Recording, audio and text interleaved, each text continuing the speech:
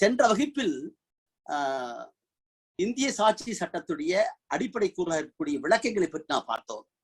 அது பார்க்கிற பொழுது இந்த பொருண்மை, பிரச்சனைக்குரிய பொறுமை, தொடர் உரிமையை கொண்டிருக்கிற பொறுமை, அதாவது fact, relevant fact, fact in issue என்பதை பற்றி மிக ஆழமாக பார்த்து அதற்குரிய விளக்கங்களை நாம் சொன்னோம். அதற்குரிய சில வழக்களை நான் சேர்த்து கொடுத்தேன் உங்களுக்கு எப்படி அவங்களை பார்க்க வேண்டும் என்பதற்காக. ஒரு dying declaration is a substantive evidence சொல்றாங்க. Though it is not given in the presence of accused, dying declaration under section 32 subclause 1 is substantive evidence என்ற வார்த்தையை நாம் சொன்னோம். ஆனால் அதே சமயத்தில் இப்போ மற்ற சாட்சியங்கள் எடுக்கிற போது அந்த சப்ஸ்டாண்டிவ் எவிடன்ஸ் என்ற வார்த்தையை எப்படி நாம் ஆழமாக பார்க்கணும் சென்ற முறை நான் சொல்றோம். இந்த முறையும் அதை திருப்பி நான் சொல்ல விரும்புறேன். ஏன்னா அந்த இப்போ நாம சப்ஸ்டாண்டிவ் எவிடன்ஸ் என்ற வார்த்தையை பேசுகிற போது simply what does it mean? நீதிமன்றத்தின் முன்னால் உறுதிமொழி சாட்சியத்தின்படி ஆன் த ஓத் ஆக்ட் பிரச்சனைக்குரிய அந்த பொறுமையின்படி கொடுக்கக்கூடிய சாட்சியம் என்று சொல்லலாம். நீதிமன்றத்தின் முன்னால் கொடுக்கிற சாட்சியம் we know that evidence means and includes all statements of witnesses are required by the court and documentary evidence that includes the electronic evidence that we know very well. Evidence என்ற வார்த்தையினுடைய விளக்கத்தை நான் டீப்பா நான் பார்த்தோம். ஆனால் இந்த எவிடன்ஸ் என்ற வார்த்தை எங்க பொருந்தும் என்றால் அது நீதிமன்றத்தின் முன்னால் வைக்கப்படுகிற, அது மட்டும் இல்லாமல் உறுதிமொழியின் பேரில் ஓத் ஆக்டின் பிரகாரம் சொல்லக்கூடிய சாட்சியம் தான் சாட்சியம். அதிலும் பிரச்சனைக்குரிய பொறுமையின் மீது ஃபேக்ட் இன் இஷ்யூ என்ன நான் பார்த்தலாம். ரெஸ்பெக்ட் ஆஃப் எக்ஸிஸ்டன்ஸ் ஆர் நான் எக்ஸிஸ்டன்ஸ் என்ற வார்த்தையோடு சேர்த்து பொருத்தி பார்த்து நாம ஆழமா பார்த்தோம். அப்ப பிரச்சனைக்குரிய பொறுமையின் மீது வைக்கக்கூடிய சாட்சியம் மட்டும்தான் சப்ஸ்டாண்டிவ் எவிடன்ஸ். அதுக்கு நீங்க திருப்பி படிக்கணும்னா ஒரு அற்புதமான ஒரு ஜட்ஜ்மெண்ட்டை திருப்பி நான் படிக்கணும். அது நம்முடைய ராஜீவ்காந்தியினுடைய கொலை வழக்கில் தீர்ப்பது 1998 volume 5 SCC 253, 1999 5 SCC 253, 1999 volume 5 SCC page number 253, state versus Nalini. It's a famous case. அது எல்லோருக்கும் தெரிந்திருக்க விஷயம். அந்த வழக்குல சப்ஸ்டாண்டிவ் எவிடன்ஸை பத்தி ஒரு அற்புதமான விளக்கம் இருக்கு. அதை மட்டும் நான் படிச்சுட்டு நான் எதுக்கு வர வந்தேன். சப்ஸ்டாண்டிவ் எவிடன்ஸ்னா that adduced the purpose of proving a fact in issue, that adduced for the purpose of proving a fact in issue and opposite to evidence given for the purpose of discrediting a witness or of corroborating a testimony. இந்த வார்த்தையை பற்றி நான் அப்படி படிச்சு உள்ளுக்குள்ள அந்த ஜட்ஜ்மெண்ட்டை நாம் நிறைய படிக்கணும். அதுவும் நவ்ஜோதி சாந்து, இந்த ரெண்டு வழக்கையும் நம்ம திருப்பி நம்ம எடுத்து வச்சுக்கணும். நவ்ஜோதி சாந்து வழக்கு டேட் ஆஃப் ஜட்ஜ்மெண்ட் 4/8/2005 நம்முடைய பார்லிமெண்ட் அட்டாக் கேஸ், அப்சல் குருடைய கேஸ். அது நவ்ஜோத் சாந்து அலியாஸ் அப்சல் குரு என்ற வழக்கு. அது State NCT of Delhi versus Navjot Sandhu alias Afzal Guru. இது பார்லிமெண்ட் அட்டாக் கேஸ். இந்த ரெண்டு தீர்ப்புகளையும் நான் நீங்க ஒரு எடுத்து வச்சு முழுக்க படிக்க முடியாது, நம்ம எடுத்தோன்னு படிக்க முடியாது. அதுல 6 மணி நேரம் படிச்சுட்டே இருந்தாலும் அவனுக்கு பெரிய விஷயம் இல்லை. இந்த ரெண்டு தீர்ப்புல நான் சொல்றேன். முதல் தீர்ப்பு ஸ்டேட் வெர்சஸ் டெல்லியில சப்ஸ்டாண்டிவ் எவிடன்ஸ் என்றால் என்ற அந்த வார்த்தைக்கான விளக்கம் வருகிறது. நல்லா இருந்துச்சுங்க. A mere contradiction in a case will not vitiate the case of the prosecution. சொன்னோம். ஒரு முரண்பாடுகளை நாம ஒரு சாட்சியிடம் இருந்தோ அல்லது ஆவணத்திலிருந்து நாம் நம்முடைய நீதிமன்றத்துல பெறுகிற காரணத்தால் மட்டுமே ஒரு வழக்கு விடுதலை ஆகாது. Mere contradiction will not vitiate the case of the prosecution. Of course, the contradiction going to the root of the case of the prosecution will be taken into account. No dispute at all. Whereas admission is the best evidence. That is why here what is substantive evidence? That adduced for the purpose of proving the fact in issue. So proving the fact in issue என்ற வார்த்தை பாருங்க. பிரச்சனைக்குரிய பொருள் A murdered B என்றால் A B ஐ கொலை செய்தார். அவர் கத்தியால இத்தனை மணிக்கு இந்த இடத்துல வைத்து கொலை செய்தார்கள். இதுதான் ஃபேக்ட். எக்ஸிஸ்டன்ஸ் ஆஃப் ஃபேக்ட் என்ன? ப்ராசிக்யூஷன் வந்து எதிரி மீது குற்றச்சாட்டுகிறது. ஏ வந்து பிஏ இத்தனாம் தேதி இத்தனை மணிக்கு இந்த இடத்தில் இந்த ஆயுதத்தால் கொலை செய்தார் என்றார்களாம். அதற்கு கண்ணுற்ற சாட்சி ஃபேக்ட் தான் சொன்னார். ஃபேக்ட் இது ஒரு பொருண்மை. அவரு இந்த கண்ணுற்ற சாட்சி வருகிற போது it's a direct evidence. Direct evidence. Direct evidence is found to be inspiring, convincing, reliable, acceptable, believable. Then it will stand before the court of law without even corroboration. அதான் ஏற்கனவே சொன்ன உங்களுக்கு வடிவேல் தேவர்ல வந்து totally reliable, totally believable, totally unbelievable, totally disbelievable. இது மத்தியில partially believable. இந்த ரெண்டுக்கு மத்தியில வந்து பார்ஷியலி பிலீவபிள் கேஸ்ல மட்டும்தான் கிரெடிபிள் ஆன அது மட்டும்தான் இட் ரிக்வயர்ஸ் கொராபரேஷன் சொன்னேன். டோட்டலி ரிலையபிள் என்று சொல்லக்கூடிய அந்த சாட்சியத்தை பொறுத்தவரை under section 134 of evidence act it needs no corroboration சொன்னேன் வந்து. ஸோ அப்ப அங்க என்ன சொல்றோம்? Proving a fact in issue. A B கத்தியால் இத்தனாம் தேதி இந்த இடத்துல வைத்து கொலை செய்தார் என்பதற்கு ஒரு சாட்சி, நேரில் பார்த்த சாட்சி, அது மெய்த்தன்மை கொண்டதாக உண்மையாக இருக்கும் என்று சொன்னால் அதே போதும். அந்த சாட்சிக்கு ஒரு கொராபரேஷன் தேவையில்லை என்பதுதான் இதுல இருக்கக்கூடிய விஷயம். அதுக்கு அடுத்தபடியா ரெலவென்ட் ஃபேக்ட் சொன்னா தொடர்புடைய சாட்சி. Fact is set to be connected with other fact. ஏற்கனவே இல்ல நிரூபிக்கப்பட்டிருக்கிற ஒரு பொருண்மையோடு இது தொடர்பாக இருக்கக்கூடிய ஒன்று. அப்ப நீ நல்லா பார்க்க போது ஒரு mere eliciting the contradiction will not hold the water, whereas you have to discredit totally, going to the root of the case னு சொல்லலாம். இந்த பாயிண்ட் தான் நான் மீண்டும் சப்ஸ்டான்டிவ் எவிடன்ஸ் என்ற இந்த வார்த்தையை வைத்துக் கொண்டு நாம பேசுறதுல வந்து மிக முக்கியமாக பார்க்க வேண்டியது வந்து ரெண்டு விஷயம். இப்போ வந்து நேரடியா பார்த்த அதே மாதிரி ஆவண சாட்சியை பொறுத்தளவு உங்களுக்கு தெரியும். when the document is unambiguous, clear, categorical, it needs no oral evidence. நம்ம சிவில் கேஸ்ல பார்த்துருக்கோம் வந்து அங்க தேவையில்லை. எங்க டிஃபரன்ஸ் சிவில் கேஸ் கிரிமினல் கேஸ்க்கு என்ன டிஃபரன்ஸ்? கிரிமினல் கேஸை பொறுத்த அளவுக்கு prosecution is bound to prove the charge beyond reasonable doubt. ஒரு குற்றச்சாட்டை ஐயன் திரிபுர சந்தேகத்துக்கிடமின்றி நிரூபிக்க வேண்டிய பொறுப்பும் கடப்பாடும் அரசுக்கு உண்டு, அத ப்ராசிக்யூஷனுக்கு உண்டு. சிவில் வழக்குகளை பொறுத்த அளவுக்கு it has to be proved on the basis of preponderance of probabilities of the case. இதெல்லாம் சும்மா வார்த்தையில சொல்லிடுறோம். ஆனா அதுக்கு என்ன அர்த்தம் கருத்து நீங்க உள்ள போய் பார்க்கறது வந்து preponderance of probability. MS Narayan versus state of Kerala 2006 நம்ம எடுத்து பார்க்கல வந்து ப்ராபபிலிட்டி ஒரு மேம்பட்ட சாட்சியம். சிவில் கேஸை பொறுத்த அளவுக்கு it is not as that of the criminal case where you have to prove the charge under section 101 of the Indian Penal Act beyond reasonable proof. அந்த beyond reasonable proof கூட தீர்ப்புகளை சொல்றோம் 100% எல்லாம் எங்கேயுமே கிடையாது. எப்பயுமே the degree of the standard of proof என்று சொல்கிற பொழுது அது degree of proof இருக்கும். அங்கதான் அந்த பிலீஃப் வார்த்தை பிலீவபிலிட்டி என்பது எப்ப சஃபிஷியன்சி ஆஃப் எவிடன்ஸ் பின்னால வரும். இந்த அடிப்படையில இந்த பேசிக்ஸ் நான் பார்க்கணும்னு சொல்லிட்டு கேட்டு இப்ப நாம வந்து பார்க்க வேண்டியது வந்து presumption என்ற presumption of law and presumption of fact சொல்லக்கூடிய ஒரு மிக முக்கியமான இது வந்து எல்லா வழக்கு ஒரு குற்றம் செய்யப்படுகிற போது நான் ஏற்கனவே சொன்னேன். அந்த குற்றம் செய்கிறவர் எப்பயுமே வந்து சாட்சி வச்சுட்டு செய்ய மாட்டார். எப்பயுமே சாட்சியை வச்சுட்டு தான் ஒரு கொலை நடக்கல. இன்னைக்கு நடக்கக்கூடிய பல கொலை வழக்குகள் பல குற்றங்கள் எல்லாம் மிக சாதுரியமாக மிக Vineet Narayan case 1919 Supreme Court சொல்றாங்க. இன்றைக்கு இருக்கக்கூடிய குற்றம் செய்யக்கூடிய பல பேர் வந்து இன்னைக்கு இருக்கக்கூடிய விஞ்ஞான தொழில்நுட்பத்தை எல்லாம் பயன்படுத்தி கொண்டு மிக சாதுரியமாக பண்றாங்க. அந்த மாதிரி சமயங்கள்ல தான் வந்து அதை காட்டிலும் நவீனப்படுத்த வேண்டியது இன்னைக்கு காவல்துறையுடைய ஒரு குற்ற புலன் விசாரணை முறையை போறான். ஆகவே அது தன்னை மேம்படுத்தி கொண்டு நாம் சொல்றோம், புறாமி சொல்றோம். அப்ப ஒரு குற்றத்தை நிரூபிப்பதற்கு நேர்ல பார்த்த சாட்சி இல்லை, அதனால இல்லாம போயிடுமா? நமக்கு தெரியும் வந்து சாட்சிகள்ல வந்து டைரக்ட் எவிடன்ஸ் என்பது நேரில் கண்ணுற்ற சாட்சிகளை கொண்டிருப்பது. மற்றவர்கள் எல்லாம் சர்க்கம்ஸ்டான்ஷியல் எவிடன்ஸ் சூழ்நிலை சாட்சிகளை கொண்டிருப்பது நமக்கு தெரியும். இந்த சூழ்நிலை சாட்சிகளை வைத்துக் கொண்டிருப்பதை ப்ரூவ் பண்ணணும்னு சொன்னா நீ என்ன செய்யணும்?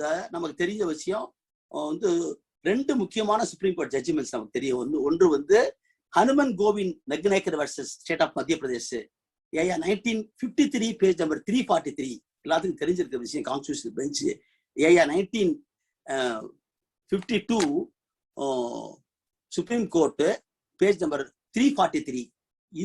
இந்த வழக்கும் அதே மாதிரி வந்து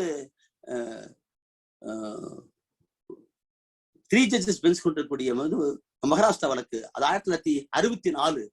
இந்த Sharad Birdhichand Sarda versus state of Maharashtra 3 பேர் கொடுக்க நீதிபதி வழக்கு. இந்த 2 வழக்கையும் நாம ரொம்ப நம்முடைய வந்து இளம் வழக்கறிஞர் பரிபெரும் அந்த வந்து ஜட்ஜ்மெண்ட்டை பூரா தனியா போட்டு வச்சு நீங்க படிச்சுக்கிட்டே இருக்கணும். எப்படி நான் இந்த சொன்ன நளினி வெர்சஸ் ஸ்டேட்டையும் இந்த சாந்து அப்துல் குரு வெர்சஸ் சொன்ன பாருங்க, இந்த 2 வழக்கை போல அவன் எடுத்து வைத்துக் கொண்டு அதுல வந்து படிச்சுட்டே இருந்தா தான் சூழ்நிலை சாட்சிகளை எப்படி நிரூபிக்கணும்னு சொல்லுவாங்க. சூழ்நிலை சாட்சி சொல்கிற போது the burden of proof எப்படி ப்ராசிக்யூஷன் வருதுன்னா, each and every fact, incriminating fact should be proved first of all by the prosecution. ஒவ்வொரு பொறுமையும் சுற்றுப்புற சூழ்நிலை சாட்சிகளை கொண்டிருக்கக்கூடிய வழக்கில ஒவ்வொரு பொறுமையும் ஒவ்வொரு ஃபேக்டையும், அது ஒரு ஃபேக்ட் இஷ்யூவா இருக்கலாம், அது ஃபேக்டா இருக்கலாம், ஒவ்வொரு பொறுமையும் சந்தேகத்துக்கிடமே நிரூபிக்கப்பட வேண்டும். Then second, the proved fact, first of all, not only that you have to prove the fact beyond reasonable doubt. Secondly, the proved fact unerringly should point out against the accused only. The hypothesis of the prosecution should be unerringly against the accused. It should not be explainable. There should not be any gap in the chain. So you should form a chain first of all. So all the incriminating circumstances or the facts should be proved first of all beyond reasonable doubt, and proved facts should unerringly point against the accused. That should form a chain. இதுதான் வந்து 3 cardinal principles தான். அப்ப நீங்க வந்து எப்படி பார்க்கணும் ஒரு கேஸ்ல? நான் நடத்தின ஒரு வழக்கை மட்டும் எடுத்து சொல்லணும்னு விருப்பப்படுறேன். நம்ம உச்சநீதிமன்றத்திலிருந்து இப்பொழுது ஓய்வு பெற்றக்கூடிய பானுமதி அம்மா வந்து கோயம்புத்தூர்ல வந்து அடிஷனல் டிஸ்ட்ரிக்ட் ஜட்ஜா இருந்தாங்க. அப்ப சிஜிஎம் சேர்ந்திருக்காங்க. வந்து அங்க ஒரு 11 கொலை வழக்கில் நடத்தக்கூடிய ஒரு சந்தர்ப்பம் அப்ப நம்ம வந்தது வந்து யார் மீது 6 பேர், 3 பேர் தமிழ்நாட்டு இளைஞர்கள், 3 பேர் வந்து இலங்கைக்காரங்க. 6 பேர் மீதும் 11 கொலை வழக்குகள், மொத்தம் 11 கேஸ். இல்ல அவங்க திருப்பூர் நடக்குது, மாசம் ஒரு கேஸ் நடக்குது, டபுள் மர்டர் நடக்குது, ஒரு சிங்கிள் மர்டர் நடக்குது. இந்த மாதிரி நடக்கக்கூடிய ஒரு 11 கொலை வழக்குகள்ல வந்து வழக்கு குற்றச்சாட்டு பத்திரிகை தாக்கல் செய்யப்பட்டு அது கோயம்புத்தூருக்கு மாறி அப்ப திருப்பூர் கோயம்புத்தூர் இருக்குது. அங்க வந்த போது அந்த வழக்கை விசாரிப்பதற்காக போது அந்த வழக்கை நடத்தக்கூடிய முறையில வந்து அவங்க முன்னால நடத்தணும். அந்த கேஸ் பூரா பாத்தீங்கன்னா வந்து எல்லாம் சர்க்கம்ஸ்டான்ஸ் எவிடன்ஸ் தான். அதுல ஒரே ஒரு டபுள் மர்டர் கேஸ்ல மட்டும், ஏன்னா வந்து 11 கேஸையுமே இது 220 சார்ஜ்ல வந்து எல்லாம் கம்பைன் பண்ணிடலாம். ஏன்னா அதுல வந்து 120B இருக்குது, 121 இருக்குது. இது வந்து அரசாங்கத்துக்கு எதிராக சதி செய்தார்கள், போர் தொடுக்க முயற்சி பண்ணார்கள் வார்த்தை உட்பட 120B, 121, 121A எல்லாம் சேர்ந்து வருது, 122 உட்பட. அதனால அந்த சார்ஜ் எல்லா வழக்கையும் ஒன்றுபடுத்தி அதுல வந்து ஒட்டுக்கா போடுறாங்க, ஜாயிண்ட் ட்ரையல் அது வருது. அதுல அப்ப அந்த கேஸ்ல பாத்தீங்கன்னா எல்லாமே சூழ்நிலை சாட்சிகள்லாம் நேர்ல பார்த்தவங்க இல்ல. ஒரு டபுள் மர்டர் கேஸ்ல மட்டும்தான், ஒரு இரட்டை கொலை வழக்கில மட்டும் அக்யூஸ்ட பார்த்ததா சொல்லக்கூடிய சாட்சி ஒருத்தர் வந்து அது வராரு. அதுல வந்து அந்த அக்யூஸ்ட பார்த்தவர் அந்த வழக்குல நான் வந்து அந்த வழக்கு நடத்துற போது நான் ஏற்கனவே சொல்றேன் வந்து இன்றைக்கு இருப்பதை போல உனக்கு வந்து வளர்ச்சி அடைந்த ஒரு காலம் அல்ல அன்றைக்கு. அப்பதான் கத்துக்கிட்டு இருக்கிற காலம் இது வந்து 93, 96 காலகட்டத்தில் நடத்தின வழக்கு. அது வந்து அந்த கட்டத்துல வந்து அந்த வழக்குகள்ல அந்த இரட்டை கொலை வழக்கில் இருக்கக்கூடிய வந்து டிஐ பெரியட். இப்ப நான் அந்த சாட்சி எப்படி வந்து இப்போ அனுமானம், presumption of law and presumption of fact, அந்த 2 விஷயத்தையும் இணைச்சு நீங்க பார்க்கணும். அந்த அப்படி பார்த்து அதை வந்து வழக்கோடு ஒப்பிட்டு பார்த்தா தான் அதை வந்து நம்ம உள்வாங்கிக் கொள்ள முடியும். அந்த அடிப்படையில அந்த வழக்குல வந்து ஒரு டபுள் மர்டர் கேஸ்ல ஒரு வந்து நேர்ல பார்த்த சாட்சி இருக்காங்க, அக்யூஸ்ட பார்த்த சாட்சி. அந்த சாட்சிக்கான டிஐ பெரியட் நடத்துறாங்க. அந்த டிஐ பெரியட் நடத்துறதுல வந்து அந்த டிஐ பெரியட வந்து உடைச்சாதான் இந்த எல்லா கேஸ் லிங்க் உடைய. மத்தெல்லாம் சர்க்கம்ஸ்டான்ஷியல் எவிடன்ஸ். அதை பூரா நம்ம வந்து எப்படி ஒரு சூழ்நிலை சாட்சியத்துல வந்து நிரூபிக்கப்பட வேண்டிய பொறுப்பு அவங்களுக்கு தான். அது வந்து நேர்ல பார்த்த சாட்சியா இருந்தாலும் சரி, அல்லது சூழ்நிலை சாட்சியை பார்த்தாலும் ப்ரூவ்டுன்னு சொல்ற போது, ப்ரூஃப்னு சொல்ற போது அதை நிரூபிக்க வேண்டிய பொறுப்பு வந்து ப்ராசிக்யூஷனுக்கு தான். அந்த இடத்துல அந்த அந்த வழக்குல வந்து இன்னைக்கு வந்து வழக்கறிஞராக பணியாற்றி கொண்டிருக்கக்கூடிய உமர் கயாம் திருப்பூர் இருக்கார். அவர் தான் அதுல வந்து A1. அவர் வந்து அவரோடு இருக்கக்கூடிய ஒரு 6 பேர் கூட வழக்கு. அது பூரா அப்பட்டமான பொய் வழக்கு போறாமே, திட்டமிட்டே வந்து அரசு அவங்க மேல போடப்பட்ட ஒரு பொய் வழக்கு போறாமே, யாரோ பண்ணிருக்காங்க. அந்த சமயத்துல மக்கள் போராடுகிற காரணத்தினால தூக்கி மேல போட்டாங்க. இதை நான் வந்து சொல்றது காரணம், இந்த வழக்குல வந்து அந்த டிஐ பெரியட்ல வந்து நேர்ல பார்த்த சாட்சியை வந்து பிரேக் பண்ணிட்டோம்னா அந்த கேஸ் முழுக்க நமக்கு வந்து வெற்றி பெற்றும். அந்த அடிப்படையில மற்ற ஒவ்வொரு வழக்குடைய சூழ்நிலை சாட்சிகளை பார்த்து குறுக்கு விசாரணை பண்ணிக்கிற போறாமையோ ஓரளவு பண்ணி வச்சுக்கிறோம். ஆனா இந்த டிஐ பெரியடை மட்டும் நம்ம வந்து இது பண்ண பிரேக் பண்ணணும். அப்ப உங்களுக்கு தெரியும், இப்போ வந்து டிஐ பெரியடை பத்தி சொல்லுவோம் section 9 of the Evidence Act. அப்போ வந்து செக்ஷன் 9 பொறுத்து நம்ம என்ன சொல்றோம், பொதுவா வந்து அது டிஐ பெரியட் என்பது it is not a substantive piece of evidence. அதெல்லாம் ஞாபகம் வச்சுக்கோ. ஏற்கனவே சொன்னது வந்து அது ஃபேக்ட் இஷ்யூவோடு சம்பந்தப்பட்டது அல்ல. டிஐ பெரியட் என்பது it is only corroborative evidence. ஏற்கனவே நான் வந்து சென்ற வகுப்புல சொல்லிருக்கிறேன், வந்து நம்ம ஒரு கொராபரேட்டிவ் எவிடன்ஸ் என்ன எப்படி பார்க்கணுங்கிறதுக்கு விளக்கி கொடுத்துக்கிறேன். இந்த வழக்குல வந்து இப்ப it is a settled law. இப்போ எல்லா வழக்கிலும் சொல்லிருக்காங்க, ஒரு டிஐ பெரியட்ல வந்து அடையாளம் காமிச்சு போட்டு அவங்க நீதிமன்றத்துல காமிக்கணும் வச்சுங்க. when the witnesses fails to identify the witness in the doc and there is no doc identification, automatically the DA period loses its value. ஏன்னா வந்து அது எதுக்கு எடுத்துக்க, it is only corroborative piece of evidence தான். ஒரு முக்கியமான வந்து fact initial இருக்கக்கூடிய ஒரு பொறுமைக்கு ஒத்துழைக்க சாட்சியை தவிர டிஏ பீரியட்ல காமிச்சதுனாலே வந்துடாது. இப்ப அந்த வழக்குல வந்து அது சம்பந்தமாக வந்து நிறைய தீர்ப்புகள் இருக்கிறது. வந்து இப்ப கூட வந்து ஜஸ்டிஸ் நம்ம PN பிரகாஷுடைய ஒரு வந்து காணொலி காட்சி நீங்க நல்லா பார்க்கறதுனால ரொம்ப அற்புதமா சொல்லிருப்பாரு. அது வெறும் கண்ணில் பார்க்கறது மட்டும் இல்ல, நம்ம தொடுதல். நான் சொல்ற பாருங்க, ஃபேக்ட்ங்கிறப்ப சொல்லும் போது thing, state of things, relation of things being perceived by senses சொல்ற பாருங்க. அந்த mental condition of is man is conscious. இந்த 2 வார்த்தையினுடைய அர்த்தத்தோட கலந்துருக்கிறது. நம்ம ஐம்புலன்களால் இருக்கிறத கூட வந்து டிஏபில காமிக்கணும்னு சொல்றாரு. வந்து ஒரு பாம்பேல வந்து 53 வயதான ஒரு பெண்மணியை வந்து ரேப் பண்றான் ஒருத்தன். அவங்க அந்த தொடு உணர்ச்சி மட்டும் தான் அவனுக்கு தெரியும். அவனுக்கு அந்த தொடு உணர்ச்சியை வைத்துக் கொண்டே அவங்க புகார் கொடுத்து அந்த புகார்ல வந்து ஐடென்டிஃபை பண்ணி நீதிமன்றத்திலே அவங்க ஐடென்டிஃபை பண்ணி காமிக்கிறாங்க. வந்து அப்ப நீதிமன்றத்துல தொட்டு காமிச்சு அந்த தொடு உணர்ச்ி என்பது கண் தெரியாதவர்களுக்கு நம்மை காட்டிலும் அதிகமான ஒரு சக்தி உண்டு சொல்றாங்க. அப்ப அதை கூட அந்த தொடு உணர்ச்சி என்பது பாருங்க வந்து ஐம்புலன்கள்ல ஒன்றுதான் அது. ஆகவே அந்த தொடு உணர்ச்சியின் நீதிமன்றத்துல நீதிபதி வந்து வர சொல்லி நிக்க வச்சு அந்த தொடு உணர்ச்சியை காண்பிக்க வைத்து இவர் தான் சொன்ன உடனே அந்த வழக்கு நிரூபிக்கப்படுகிறது. அங்க வந்து அப்ப dock identification is the substantive evidence, whereas TI parade evidence is only the corroborative evidence சொல்றாங்க.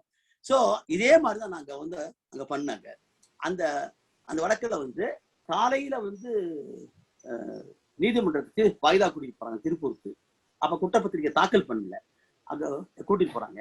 காலையில வந்து நீதிமன்றத்துக்கு கூட்டிட்டு போகும்போது இவங்க எல்லாம் சேவத்துள்ள போட்டு கோஷம் போட்டு போறாங்க. எப்பயுமே பக்கத்திலேயே தான் சிறைக்கூடம் இருக்குது, சிறைச்சாலை இருக்கிறது. அப்ப பக்கத்துல கூட்டிட்டு போறாங்க. அந்த மாதிரி கூட்டிட்டு போகும்போது அவங்க கோஷம் போட்டு போறாங்க, கூட்டமா நின்று எல்லாமே பார்ப்பாங்க. அப்படி கூட்டிட்டு போயிட்டு மத்தியானத்துக்கு மேல டிஏ பெரியட் நடத்துறாங்க. அந்த டிஏ பெரியட்ல நடத்தும் போது நாம வந்து அந்த சாட்சி கிட்ட வந்து சில முக்கியமான கேள்வியில போடுறோம். அப்ப கூட வந்து அந்த அவளை இப்படி வழக்கு நடத்துறது, நான் இங்க பவான்ல இருந்து நடந்து போறேன். என் கூட வந்து பாலமுருகன் அப்போ ஜூனியர் இருக்கார் கூட இருக்காங்க. இங்க இருந்து நேரா வந்து கோயம்புத்தூருக்கு கார் எடுத்து நான் சொந்த செலவில் போய் கேஸ் நடத்துறாங்க. ஆனா அந்த ராஜு சொல்லக்கூடியவர் தான் அப்போ வந்து ஜெயம் இருந்த டிஏபி நடத்துனவர். அவர் வந்து பாக்ஸில் நின்று கேள்வி கேட்கும் போது நாம அவர்கிட்ட கேட்கிறோம், ஐயா நீங்க வந்து அக்கரன்ஸுக்கு பின்னிட்டு இந்த டிஏ பெரியட் நடத்துறதுக்கு முன்பாக இந்த சாட்சி எதிரிகளை பார்க்கக்கூடிய வாய்ப்பு சாட்சிகளுக்கு இருந்ததா என்பதை நீங்க பதிவு செய்தீர்களான்னு ஒரு கேள்வி கேட்கலாம். நீங்க புரியுதா? இந்த வழக்கை பொறுத்த அளவுக்கு டாக் ஐடென்டிஃபிகேஷன் இருந்தாலும் டாக் ஐடென்டிஃபிகேஷன்ல காமிச்சிருந்தா அது சப்ஸ்டான்டிவ் பீஸ் ஆஃப் எவிடன்ஸ் ஆகி இருந்தாலும் கூட அதை வந்து அதுக்கு ஒத்துழைக்கக்கூடிய சாட்சியமா இருக்கக்கூடிய வந்து கொராபரேட்டிவ் எவிடன்ஸ் சொல்லக்கூடிய டிஏ பெரியட், இந்த ரெண்டையுமே நாம வந்து அந்த கிரெடிபிலிட்டியை உடைக்கிறோம். டாக்குமெண்டிஃபிகேஷன் சொல்லக்கூடிய சப்ஸ்டாண்டிவ் எவிடன்ஸையே எப்படி நம்மளால வந்து முறியடிக்க முடியுது என்றால், நீங்க வந்து 600 PSO பிரகாரம் வந்து அவங்களுடைய ஐடென்டிஃபையிங் ஃபீச்சர்ஸ் வந்து ஒன்று ரெக்கார்ட் பண்ணல, விட்னஸ் சொல்லல, நாம் ஐஓட்டி கேட்டு வாங்குறோம். அப்ப யாருன்றே பார்க்க முடியல. ஆனா இவங்களை சாட்சிகளை கூட்டிட்டு போகும்போது வந்து பட்டப்பகல எல்லாருக்கும் தெரிய கோஷம் போட்டு போறாங்க. ஆகவே அவங்களை பார்க்கக்கூடிய வாய்ப்பு இருக்கிறது. ஆகவே அந்த நேரில் பார்த்த சாட்சி நம்பிக்கை கெட்டதுன்னு சொல்லி நம்ம அதை வந்து பேஸ் பண்ணுவோம். அதனால என்னாச்சு, 11 கொலை வழக்குகள் சுட்டு சூழ்நிலை சாட்சியமா இருக்கிற காரணத்தினால 11 கொலை வழக்குகள்லையுமே it is not as if the court has acquitted all the accused in view of the fact that the prosecution has not proved the case beyond reasonable doubt, whereas the court has observed, it has given a finding that this is a false case split upon the innocent persons. அந்த 6 பேர் மீது போடப்பட்ட வழக்கு பொய் வழக்கு என்று சொல்லி ஒரு ஃபைண்டிங் கொடுத்து விடுதலை பண்ணாங்க. அந்த வழக்கு அதுல ஒருத்தராக இருக்கிறதா இப்போ வந்து உமர் கயாம்னு சொல்லக்கூடிய வழக்கறிஞர் திருப்பூர்ல இப்போ வந்து பிராக்டிஸ் பண்றாரு, அட்வொகேட்டா பிராக்டிஸ் பண்றாரு. அப்ப இதை சொல்றோம்னா, இந்த ரெலவென்ட் ஃபேக்ட் இந்த பிரசம்ப்ஷன் ஆஃப் லா என்ற பொறுத்த அளவுக்கு செக்ஷன் 4 என்பதை வந்து நம்ம ரொம்ப இதா படிக்கணும். வந்து அது ரொம்ப வந்து அதோட வச்சுக்கிட்டு தான் நம்ம வந்து பார்த்துக்கணும். பிரசம்ப்ஷன் ஆஃப் லா என்று சொல்ற போது செக்ஷன் 4ல வந்து மிக மிக தெளிவாக சொல்லப்பட்டிருக்கிறது, மே presume, shawl presume and conclusive proof. அது வந்து நம்ம எல்லோருக்கும் தெரிந்திருக்க விஷயம். மே என்பது it's a discretion, it's a direction ஒன்று இது. So the court can even seek evidence from both sides for the discretion on the part of the court. Court has get satisfied. Therefore, it is purely discretion of the court to come to a conclusion on the basis of the evidence written by both sides. மேங்கிற வார்த்தை வந்து, ஆனா ஷல்ங்கிறது it's a declaration. It's a declaration of the court. அதே மாதிரி கன்க்ளூஷன்ங்கிறது அதுல there is no other go for the court except to come to a conclusion. இந்த மூணுக்கும் உதாரணம் தான் வந்து செக்ஷன் 113A, 113B, அதே மாதிரி 112 ஆஃப் இந்தியன் எவிடன்ஸ் ஆக்ட்.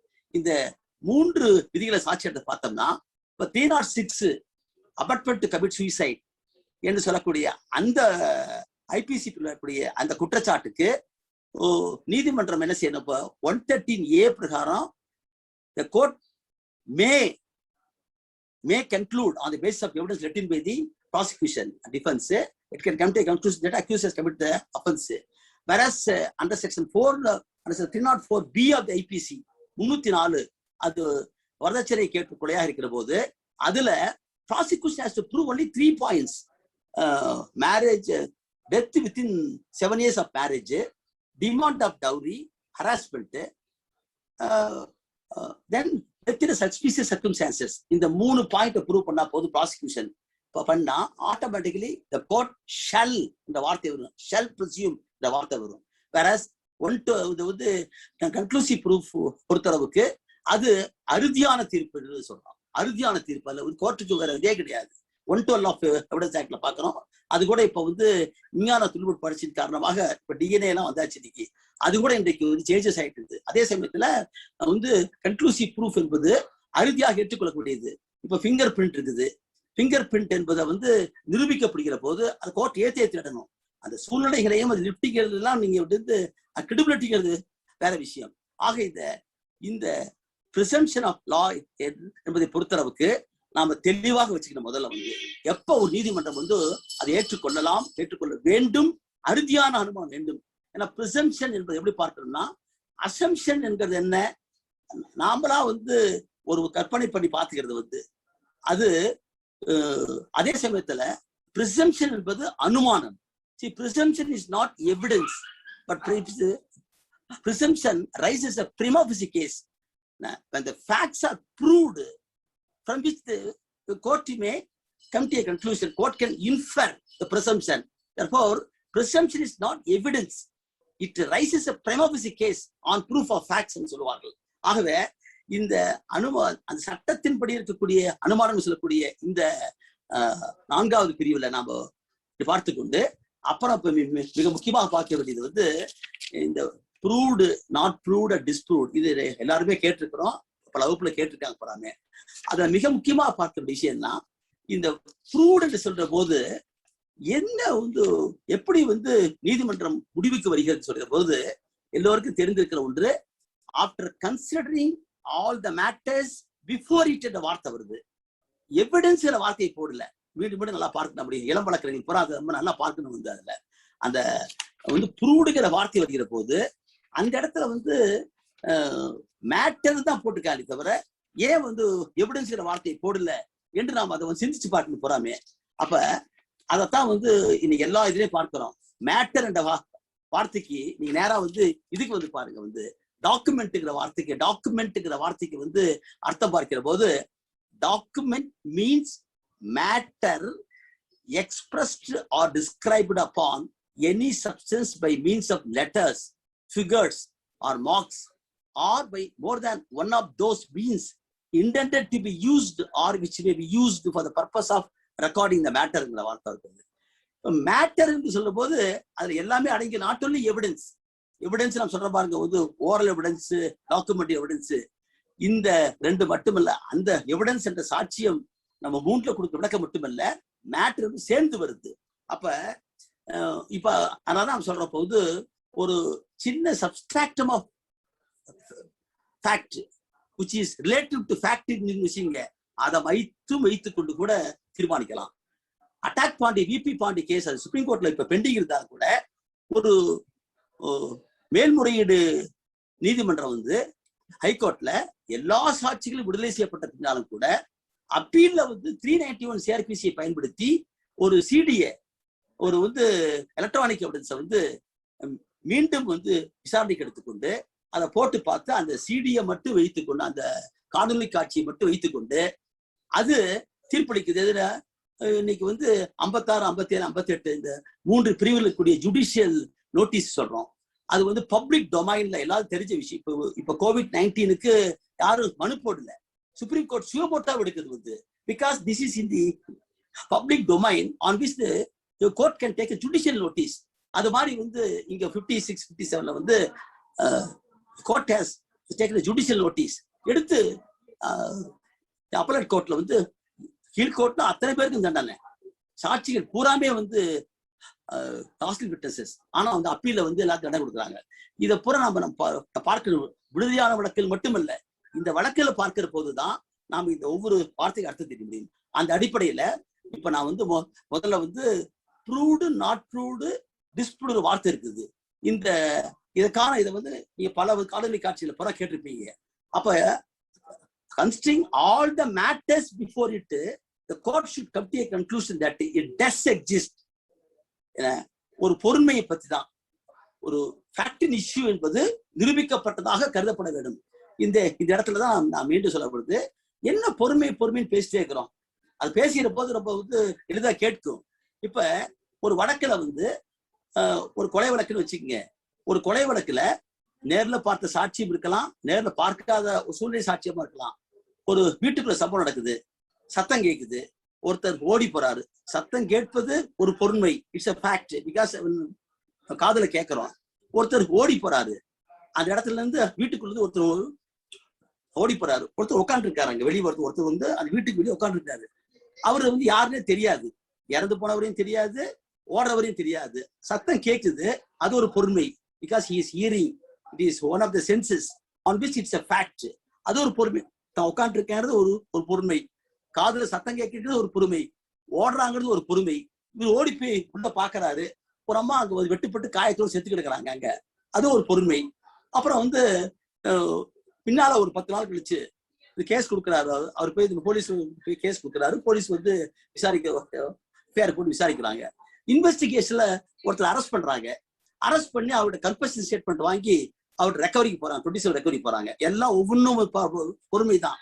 அதனுடைய எவிடன்ஸ் வேல்யூ என்பது வேறு. அதை நான் வந்து சொல்லு, இந்த வகுப்பை வந்து எனக்கு சில முக்கியமான ஒரு பொது நிகழ்ச்சியில் பங்கேற்க வேண்டியிருக்கேன். அதனால இன்னைக்கு சிறைவாசிகளுடைய விடுதலைக்காக ஒரு கூட்டறிக்கை நான் தயார் பண்ணி நான் வந்து வெளியிடுறோம். நம்ம ஜஸ்ட் சரி பண்ணாமல் நம்முடைய மார்க்ஸ் 4 மொழி வெளியிடுறோம். அதனால அதுக்கு போக வேண்டிய காரணத்தால இந்த 7, 8, 9, 10 மட்டும் நான் உங்ககிட்ட சொல்லிட்டு முடியல ஆசைப்படுறேன். ஏன்னா டைம்ல காரணத்தினால கேள்விகள் போல நம்ம சாட் பாக்ஸ்ல போட்டு நான் அடுத்ததுல சொல்ல விரும்புறேன். இப்ப இந்த விஷயத்துல வந்து எல்லாமே பொறுமை தான். அவரை வந்து கைது பண்ணி அவர்கிட்ட வந்து ரெக்கார்ட் பண்ணி ஒரு பொருளை கைப்பற்றுறது, அப்புறம் அவரை கூட்டிட்டு வந்து ஒரு டிஏ நடத்துறது, அப்புறம் வந்து அங்க இருக்கக்கூடிய பொருளை பூரா கைப்பற்றி அவைகளை பூரா வந்து ரசாயன பரிசோதனைக்கு அனுப்புவது, அப்புறம் சாட்சிகளை பூரா விசாரிப்பது, அப்புறம் எல்லாத்தையும் முடிந்த பின்னால் 172 பிரகாரம் வந்து சார்ஜ் ஷீட் போடுறது, 173 பிரகாரம் சார்ஜ் ஷீட் போடுறது. இந்த இத்தனை செய்திகளும் பூரா பாருங்க, இதை பத்தி சாட்சி முன்னப்படுது. சாட்சி முன்னப்படுகிற போது இது எல்லாமே பொறுமைதான். ஒவ்வொன்றும் எவ்ரிதிங் இஸ் a fact. இதுல எது ஃபேக்டின் இஷ்யூ, எது ரெலவென்ட் ஃபேக்ட், எது மேட்டர் என்ற மூன்றை மட்டும் நீங்க வந்து கணக்கில் வைத்துக்கணும் கிடைக்கிறது. நீங்க வந்து அது உங்களுடைய தேர்வுக்கு பயன்படலாம், பயன்படாமல் இருக்கலாம். ஆனால் வழக்கை நடத்துகிற போது இது மிக மிக உட்படும். நீதிமன்றத்தில் ரிப்போர்ட், சார்ஜ் ஷீட் சொல்லக்கூடிய ரிப்போர்ட் போடுற வரைக்கும் இருக்கக்கூடிய அத்தனை விஷயங்கள் பார்த்தீங்கன்னா all are coming under the purview of a previous statement தான். all are coming under the previous statement. ஏன்னா எஃப்ஐஆர் ஒரு ப்ரீவியஸ் ஸ்டேட்மெண்ட், 161 ஒரு ப்ரீவியஸ் ஸ்டேட்மெண்ட், ஒரு பஞ்சநாமா ஒரு ப்ரீவியஸ் ஸ்டேட்மெண்ட், ஒரு கன்ஃபெஷன் ஒரு ப்ரீவியஸ் ஸ்டேட்மெண்ட், ஒரு டிஐ பீரியட் ஒரு ப்ரீவியஸ் ஸ்டேட்மெண்ட், ஒரு 24 எக்ஸ்ட்ராஜுடிஷியல் கன்ஃபெஷன் ஸ்டேட்மெண்ட் ஒரு previous statement, judicial confession before the magistrate, judicial statement by witnesses under 164+5 அது ஒரு ப்ரீவியஸ் ஸ்டேட்மெண்ட், ஃபரன்சிக் ரிப்போர்ட் ஒரு ப்ரீவியஸ் ஸ்டேட்மெண்ட், எல்லாமே ப்ரீவியஸ் ஸ்டேட்மெண்ட் தான். இந்த ப்ரீவியஸ் ஸ்டேட்மெண்ட் எல்லாமே ரிப்போர்ட்டா கோர்ட்டுக்குள்ள வருது. கோர்ட்டுக்குள்ள வந்ததுக்கு அப்புறமேலும் அது ஃபர்தர் இன்வெஸ்டிகேஷன் போகலாம், அல்லது விசாரணை நடத்தும் போது கூட நீங்க வந்து 91 CRPCலயோ 3 லெவல்ல கொண்டாந்து போடலாம், அது வேற விஷயம். ஆனால் சார்ஜ் ஷீட் போடுற வரைக்கும், ஏன்னா பிஃபோர் டேக்கிங் காக்னிசன்ஸ் இதுல போராத்தி ஆய்ந்து பார்த்தா காக்னிசன்ஸ் இருக்காரு 190 அல்லது 193 வந்து. இப்ப இந்த ப்ரீவியஸ் ஸ்டேட்மெண்ட்ஸ் பூராத்தையுமே வந்து இட் இஸ் நாட் எவிடன்ஸ். நான் முந்தைய சொன்னேன், Vijayendra versus state of Rajasthan வந்து NCT டெல்லி 2007 நான் சொன்ன ஒரு ஜட்ஜ்மெண்ட் கொடுத்த, ஒரு 5 ஜட்ஜ்மெண்ட் கொடுத்தேன்.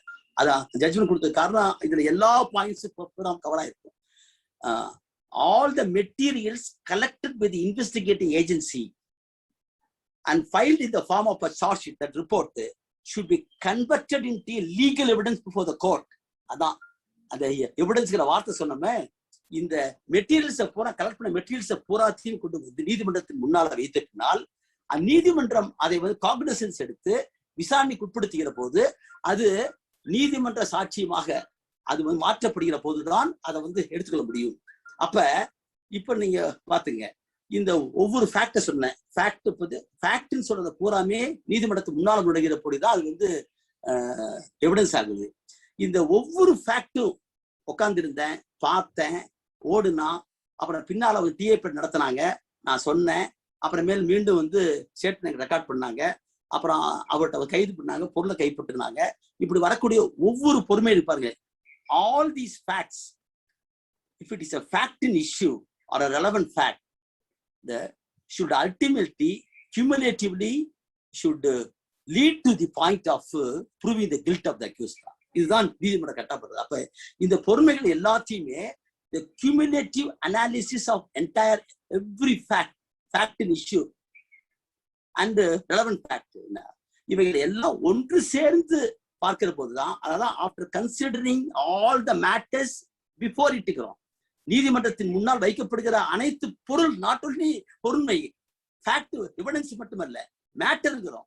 இப்ப பிபி பாண்டி அட்டாக் பாண்டி கேஸ்ல ஒரு சிடி, ஒரு வந்து காணொலி காட்சி, அந்த சிடியில் இருக்கிறத மட்டும் வைத்துக் கொண்டு நீ அப்பலட் கோர்ட் வந்து 391 எவிடன்ஸ் பேர் எடுத்து அதை போட்டு காமிச்சிட்டு எதிரிலுடைய சாட்சியத்தை கேட்டு விட்டு கீழ்கோர்ட்டை விடுதலை பண்ணதை பூரா தீர்மானிக்குது பூராமே.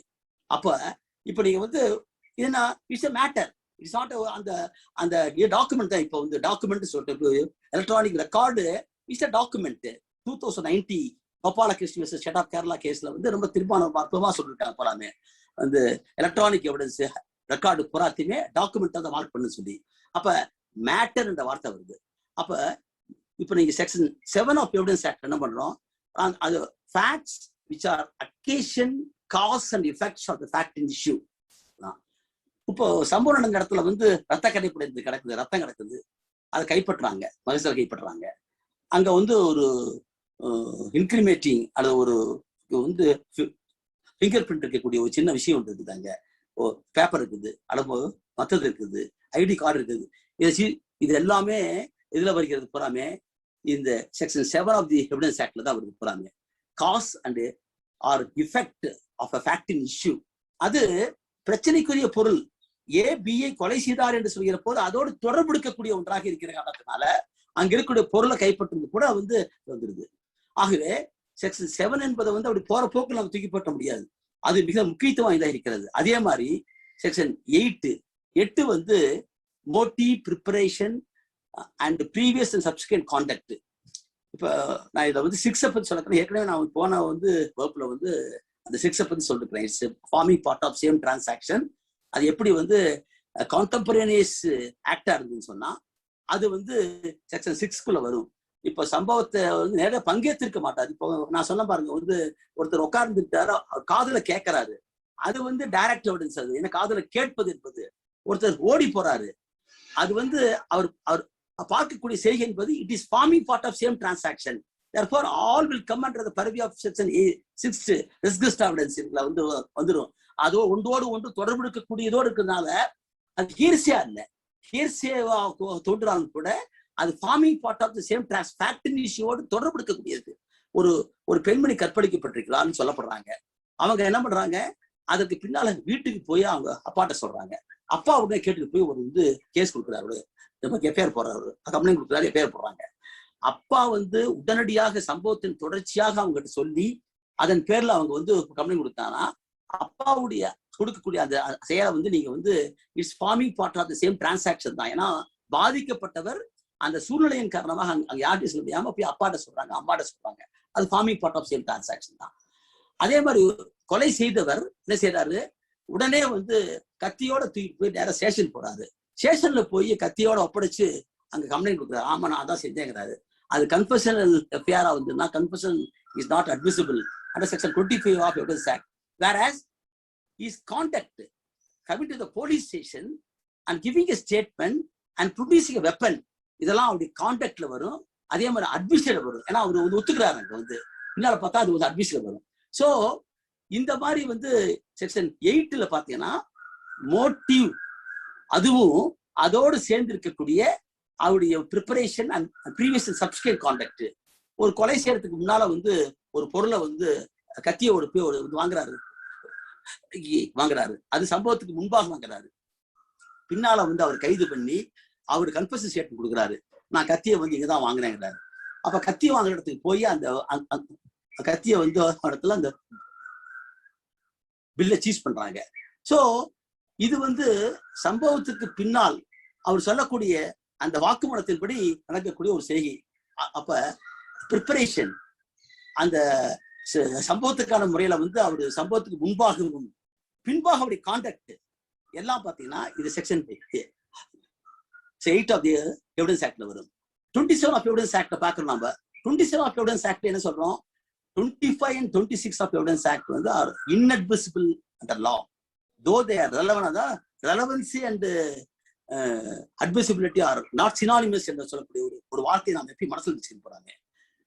ரெலவெண்ட்னா என்ன, ரெலவெண்ட் இப்போ கன்ஃபெஷன் ஸ்டேட்மெண்ட்ல அவன் சொல்றான், என் பேரு ராமசாமி, அம்சம் அப்படி வரலாற்றை போறான்னு சொல்லி எப்படி கொலை செஞ்சேன், எங்க வாங்கினேன், என்ன மோட்டிவ் எல்லாம் சொல்றான். Is it not relevant to the case? It is relevant to the case. But under section 25 of the Indian Evidence Act there is a bar. It is inadmissible as set of 161 circular statement recorded by the police officer during the course of investigation. எப்படி வாக்குமூலம் ஒரு புலனாய்வாளர் கொடுக்கக்கூடிய வாக்குமூலம் 121 வாக்குமூலம் அது செல்லத்தகாததோ, contradiction பர்பஸ்க்கு மட்டும்தான் 145 பிரிவின் பிரகாரம் அதை பயன்படுத்திக்கலாம், தவிர வேற எந்த பயன்பட முடியாது. இங்க 25 of evidence Act totally it is inadmissible except on the scope that accused can for certain purposes he can use his confession, but prosecution and the court cannot use the confession at all. அப்ப 25ல வரக்கூடிய அந்த statement though it is relevant, it is inadmissible, but there is a proviso exception lifted under section 27 in respect of leading to recovery of a material object or discovery of a fact.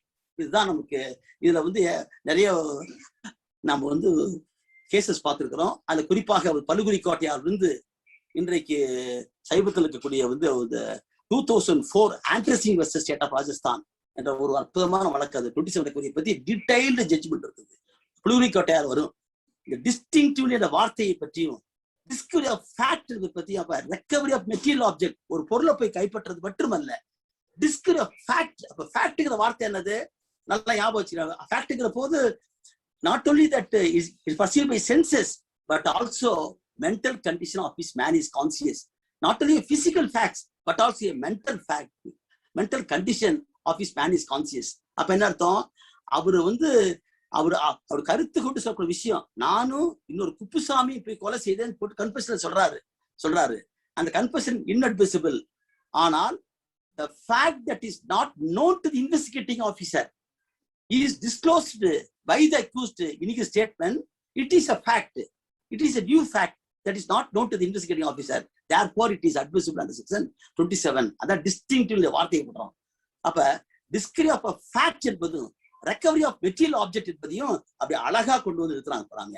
அப்ப இதுக்கு தான் இந்த நான் சொன்ன இந்த வழக்கு நவஜோதி சாந்து அலையாஸ் அப்சர் குருன்னு சொல்லக்கூடிய வழக்குல செக்ஷன் 8 பத்தி சொல்றான்.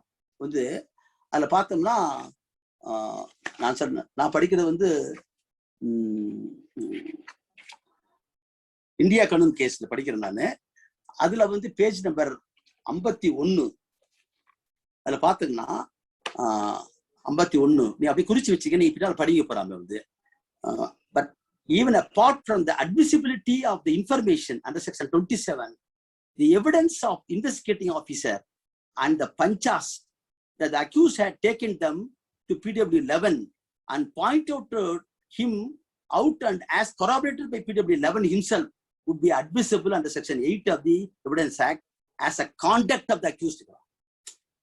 So அந்த ஒரு சென்டென்ஸை படிச்சுக்கிட்டு அந்த ஒரு பேராகிராஃப் படிச்சுட்டு அந்த ஹோல் கேஸை படிச்சுட்டு அப்படியே வந்தோம்னா இந்த மோட்டிவ் என்பதையும் இந்த கான்டக்ட் ஆஃப் அக்யூஸ் என்பதையும் இப்ப நான் சொன்ன வழக்கில் பூரா பொருத்தி பார்க்கலாம் போறாமே. அதே மாதிரி இதுல நான் பார்க்க இந்த ஃபேக்டை பத்தி சொல்லும் போதே கூட 45வது பக்கத்துல ஃபேக்டை பத்தி அருமையா சொல்லுவாங்க. நான் இதை மட்டும் சொல்லி இன்றைக்கு நான் இந்த வகுப்பை நான் இப்ப முடித்துக்குள்ள ஆரம்பிக்கிறேன். எனக்கு நம்முடைய திருஞான சம்பந்தம் மற்றும் வழக்கறிஞர் பெருமக்கெல்லாம் மன்னிக்கணும். மிக முக்கியமான ஒரு கூட்டறிக்கைக்காக நான் இப்ப காணொலிக்கு பங்கேற்க வந்திருக்குது. அதுக்காக நான் இருக்குது. இதை மட்டும் நான் சொல்லி முடிக்க வச்சுக்கிறேன். இதுல ரொம்ப அருமையா சொல்லுவாங்க. It is therefore submitted that the discovery of a physical thing by the accused is a must. The doctrine of confirmation by subsequent events, which is the expression used in some of the cases and the textbooks, only mean that the discovery of the material object is subsequent to the information leading to discovery. The learned counsel reinforces his argument by stating that in the context of setting of section 27 and in the company of the word discover, fact only means the object, its location and concealment. The entire definition of fact should not be bodily lifted to section 27. The fact discovered is a concealment or disposal of the object which is brought to light by the accused, but not anything related to the object in general. All learned counsel for the defense then stressed on the expression that be discovered, which means discovered pursuant to the information which he himself supplied. Countering the argument, the learned senior counsel for the state, Mr. Gopal Subramanian, the learned counsel for the accused then contended that information and discovery of fact should be intimately and inextricably connected, and the confirmation by means of subsequent investigation cannot be considered to be a discovery of fact as a direct result of information furnished to be accused. And then, apart from Kottaya's case, heavy reliance is placed on the judgment of Privy Council of Kottaya's case. We have noticed about that the confession made to a police officer and confession made by any person while he or she in police custody cannot be proved against the person accused of an offense.